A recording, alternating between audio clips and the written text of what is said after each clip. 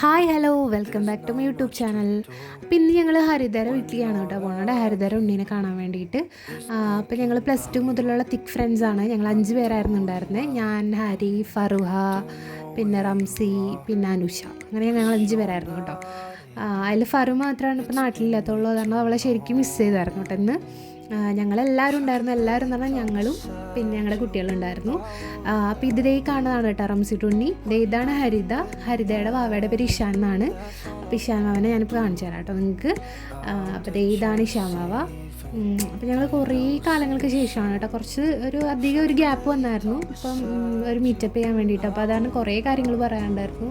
കുറേ ഞങ്ങൾ ചിരിച്ചു, കുറേ നേരം ഞങ്ങൾ വർത്താനൊക്കെ പറഞ്ഞിരുന്നു. നല്ല രസമായിരുന്നു കേട്ടോ അന്നത്തെ ദിവസം. അതേപോലെ ഞങ്ങൾക്കുള്ള പോലെ തന്നെ ഞങ്ങളുടെ കുട്ടികൾക്കും ഭയങ്കര ഇഷ്ടമായിരുന്നു. കാരണം അവരൊക്കെ ഓരോ ഏജ് ഗ്രൂപ്പാണ്.